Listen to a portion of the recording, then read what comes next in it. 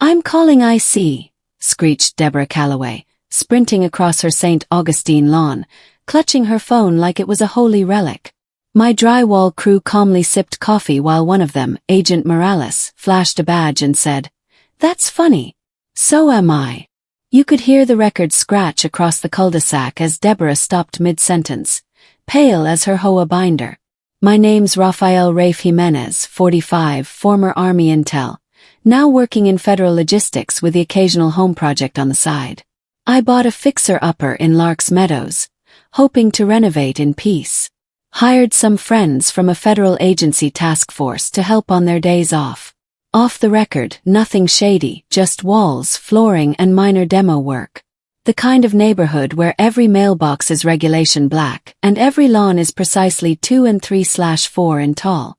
Enter Deborah Calloway, HOA president, neighborhood spy, and self-appointed Homeland Security deputy of her imagination. She had binoculars in every window and once accused a pizza delivery guy of operating under an alias because his name tag said Mike, but he looked vaguely Mediterranean. When my crew showed up in work boots speaking fluent Spanish, she immediately assumed the worst. I could practically see the gears grinding in her head like a broken garbage disposal. She started slow with the harassment campaign, subtle photos from her upstairs window, a few anonymous complaints to the HOA about unlicensed contractors, and one particularly bold moment where she yelled, "Alto," from across the street in what I can only describe as gringo Spanish. My crew found it hilarious. Agent Vasquez said it sounded like she was ordering Mexican food with a head cold. The escalation was gradual but persistent. She began timing my workers' lunch breaks with a stopwatch, claiming they were loitering on American soil beyond regulation hours. She'd march over with her little clipboard, demanding to know why they were eating foreign food on a residential property zone for American meals only. Agent Torres nearly choked on his sandwich when she asked if his burrito contained any contraband spices that might indicate cartel involvement. Then came the notes slipped under my door like some kind of xenophobic fortune cookies. "We speak English in Larks Meadows. This isn't Tijana. I will not tolerate undocumented labor on my cul-de-sac." Each one typed in comics font because apparently even her racism had to be whimsical. She escalated to leaving fake IC business cards in my mailbox with handwritten notes like "They're watching and your neighbors are concerned patriots." Her surveillance became more aggressive. She installed a Ring doorbell specifically aimed at my driveway and started a neighborhood Facebook group called Larks for Security Watch where she posted blurry photos of my crew with captions like "Suspicious individuals" and "Verify before you trust." Mrs. Patterson from 3 houses down actually commented, "Deborah, that's just Raphael's drywall team. They helped my husband install our new ceiling fan last month." The breaking point came when she started following my workers to their lunch spots. Agent Morales told me she'd shown up at the local taco truck, demanding to see the owner's immigration papers and threatening to call the health department about unsanitary foreign cooking practices. The owner, a retired Navy veteran named Carlos, apparently told her exactly where she could stick her concerns in English and Spanish. At one point, she parked her Range Rover sideways to block the construction van and announced, "ICE has been notified." My crew just laughed. I told her politely to move before she got cited for obstruction. She puffed up like an angry peacock and declared, "Good. I'll get cited for America."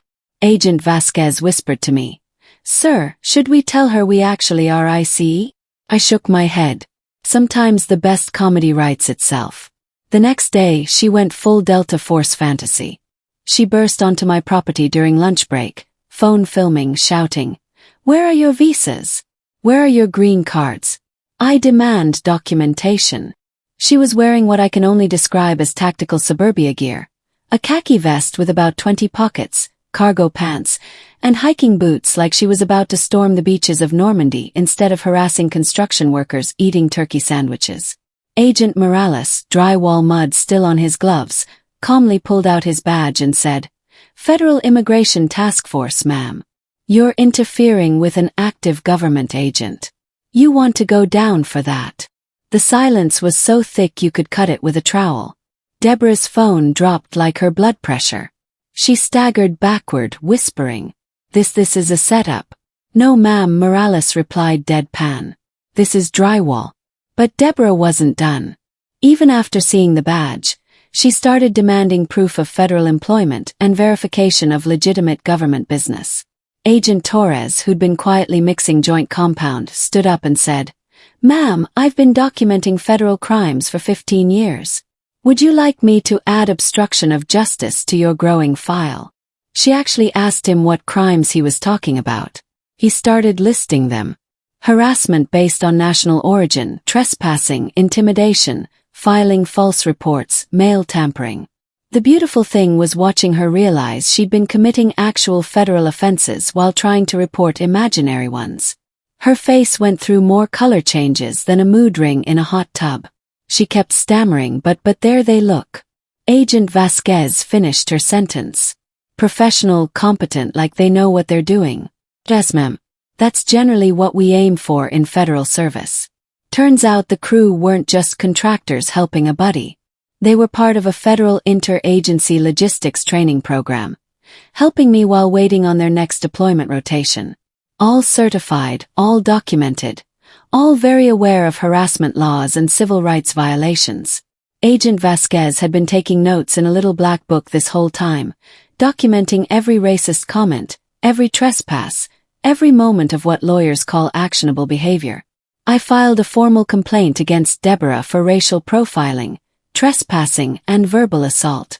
The HOA board, already tired of her to national security alerts, immediately suspended her presidential authority pending review. Apparently, she'd previously reported a Vietnamese family for possible bamboo espionage and tried to have a Methodist church investigated for suspicious bell-ringing patterns. Deborah got a visit from a very real ICC liaison and a civil rights officer from the DOJ. She tried to explain she was just being vigilant for the safety of American neighborhoods. They explained she was just 2 complaints away from federal charges for harassment and intimidation based on national origin. The color drained from her face faster than water from a broken sprinkler system. The officer, a non-nonsense woman named Agent Kelly, had apparently dealt with vigilante suburbanites before. She told Deborah that federal agents don't appreciate being reported to their own agencies by civilians who can't tell the difference between a badge and a bottle opener. She also mentioned that filing false reports to federal agencies is a felony, and that harassing federal employees while they're conducting official business can result in up to 5 years in prison. Deborah tried to backpedal, claiming she was just concerned about property values and didn't mean any harm. Agent Kelly pulled out a file thicker than a phone book and started reading incidents. Reported the mailman for suspicious route deviations. Called the fire department about foreign smoke patterns from a neighbor's barbecue. Demanded to inspect a Girl Scouts cookie inventory for contraband thin mints. The list went on for 20 minutes. Apparently, Deborah had been a federal nuisance for years. The neighborhood found out fast.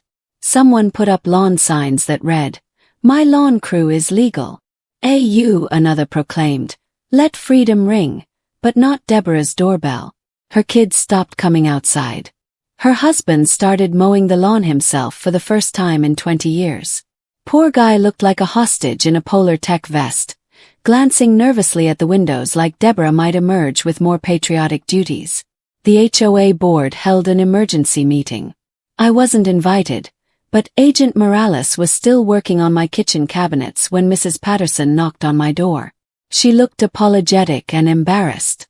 "Raphael, we had no idea about Deborah's activities." The board voted unanimously to remove her from all HOA positions effective immediately. "We're also implementing new policies about harassment and discrimination." She handed me a formal apology letter signed by every board member except Deborah. The final nail in Deborah's coffin came when she tried to organize a neighborhood protection rally in the community center. 3 people showed up. Her husband, her teenage son, and Mrs. Henderson from the corner house who thought it was a bake sale. When Deborah started her speech about foreign infiltration of American neighborhoods, her own son stood up and said, "Mom, you're embarrassing our entire family. These are literally federal agents helping Raphael fix his house." Even her husband nodded in agreement. Deborah voluntarily resigned from the HOA board 2 weeks later after a unanimous vote of no confidence. The final straw was when she tried to report my crew to Homeland Security and accidentally called the Department of Agriculture instead. She spent 45 minutes explaining suspicious foreign agricultural workers to a very confused corn subsidy specialist. The recording somehow made it to the neighborhood group chat. Her face turned the color of a fire hydrant when Agent Morales played it back to her through my security camera speaker, adding, "Ma'am, we grow democracy, not corn."